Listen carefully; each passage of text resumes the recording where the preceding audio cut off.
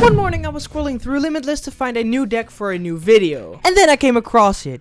Blood Moon Ursaluna. Blood Moon Ursaluna looks very interesting, not only because it's a single prize Pokemon, but its potential to take an insane one-hit KO. Blood Moon Ursaluna does more damage for each damage counters on your opponent's active Pokemon, and charges itself up with a very good ability. When you place it from your hand to your bench, you may attach 2 energy, and attach them to Blood Moon Ursaluna.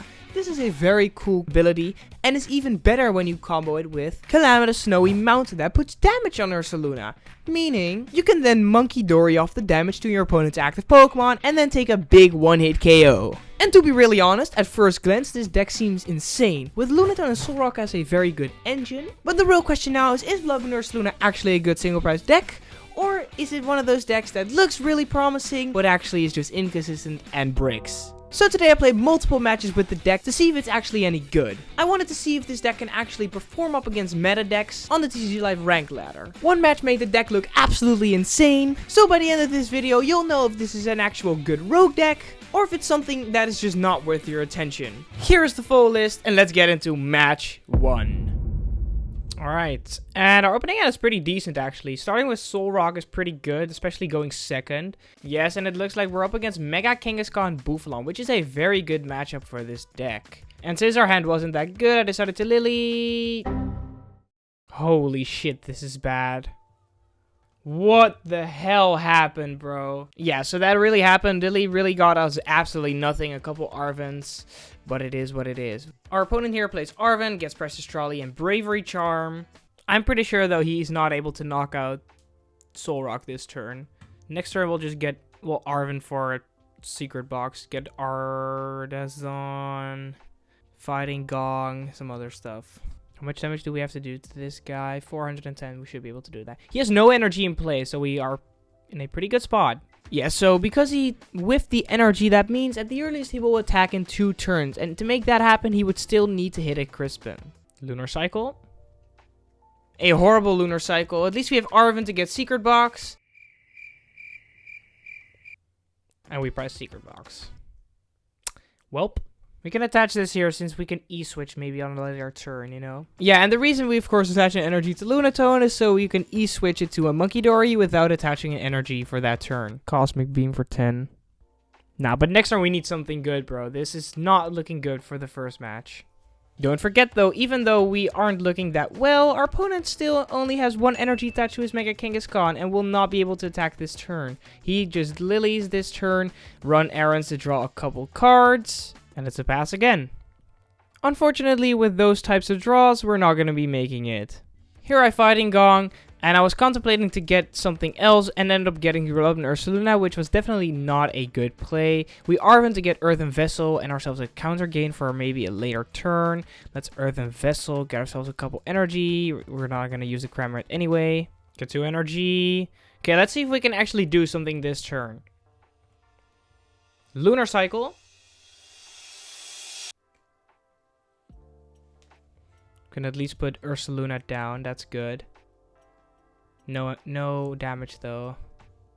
Holy shit, this is bad. Oh my god. Okay, so Ursaluna right now is dealing 320 minus the 60, 260. So next turn, in 2 turns, we'll be able to take a knockout on Kangaskhan if we go at this pace, which is not good.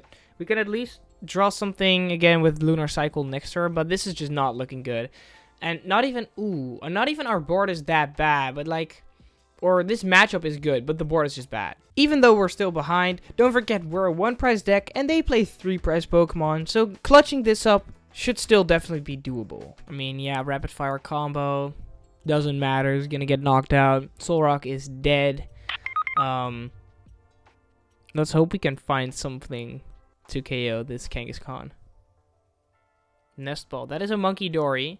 To be really honest, I have no idea why I immediately thought of Munkidori and didn't went for the Fez that's on screen right now.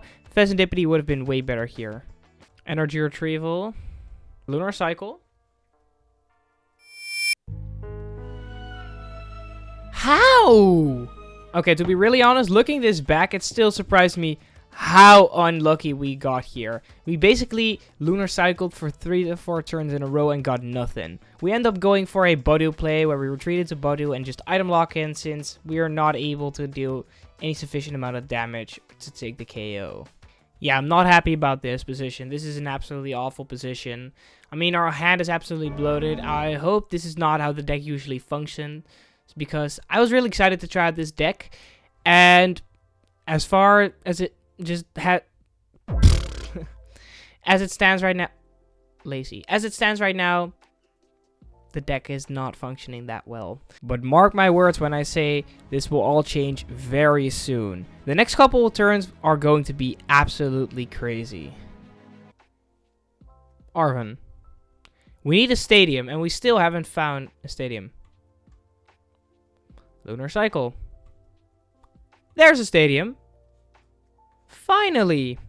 So yeah, the stadium exists. After like 10 years, I'm pretty sure now we are able to take the KO.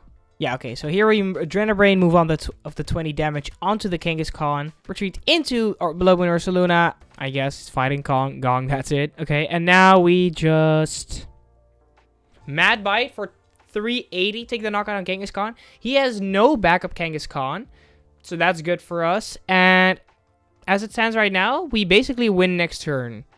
Not basically, okay, not win. What I meant to say was, if he puts down another 3-price Pokemon, which is very possible, we actually have a chance, a very small chance to win next turn, with an insane combo plus a boss's orders. Oh, it is an Absol. It also plays Absol. Okay, that's interesting. Yes, so I don't immediately realize it at this point, but there is a very small opening, like I just mentioned, that we get to KO the Absol. He might play Crispin here, or at least hope to hit Crispin.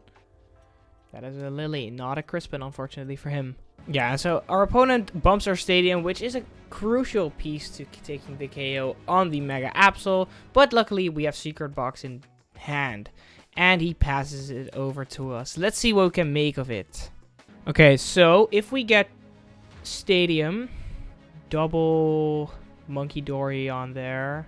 Yeah, so basically what we need to do is we need to put 6 damage counter on the Mega Absol and we get a boss's orders to get it into the active. The only way to do it is through Stadium, new Bloodmoon Ursaluna, attaching 3 energy to that Bloodmoon Ursaluna, 2 via the ability and 1 for attachment for turn. Then E-switch to the active, boss's orders, and take the KO. Okay, boss. Fighting Gong, Stadium in play, Fighting Gong, 1 energy, yeah, then we have 2, Fighting Gong again, now, Ursaluna, 2, yeah, Calamitous Snowy Mountain, goes 4 onto there, Night Stretcher. Okay, Adrenabrain. Double Adrenabrain. Yeah, so after we Munkidori onto the Absol, E-switch the energy to the active Bloodmoon Ursaluna and play boss, it's over. Holy shit, that's an insane play. Mad Bite for 280. Take the knockout on Absol. Okay, to be really honest, I'm kind of turning around into this deck. This was an insane match. Let's see if we can do this again, or if it's just luck. So that was match 1, and even though I really wanted to see this deck repeat what it just did, I gotta be honest, the next couple matches, even though with luck I won a couple, were just not it. For example, match 2, where the only reason I won is because my opponent like got glitched out or something. He started emoting but didn't do anything. He didn't attack with Diplin, because if he did, we would have been in a very rough spot. And match 3, we were up against Dragapult, and so as you can see, we couldn't get set up. We didn't have shit, and he just completely ran over us, and we couldn't do nothing. Then we lost up against Trio, won with luck up against Mega Dragonite, and lost miserably up against Steven's Metagross. I think we know enough. Alright, so my final verdict, after playing a couple matches with the deck, I feel like the deck is just lacking a little bit. The consistency of the Lunatone Solrock engine is just not enough. The fact that it's so hard to find supporter cards is really a big problem. Just not enough consistency to actually get your Pokemon in play and start taking KOs. And after playing those matches, I'm starting to wonder if it's even good into big basics, which normally should be one of your better matchups since it's easier to KO them. But the fact that it's just not fast and consistent enough signals to me that the deck is just not there. Yet. The deck is definitely not trash, but you're definitely high rolling while playing it. So, is the deck fun? Yes. Is it interesting? Hell yes. Is it good enough right now? Probably not. To be really honest, this is the exact type of deck I really love testing, because there's clearly something here, and maybe in the near future, the deck is actually good enough. Hopefully you enjoyed the video. If you did, make sure to leave a like and consider subscribing to the channel. Also join the channel Discord. Link will be in the description for that down below. Once again, thank you so much for watching. If there are any other weird single price decks you want me to test out in future videos, let me know down below as well. And if you want to see my first take on the post rotation Greninja deck, check out the video on screen right now, and I'll see you there.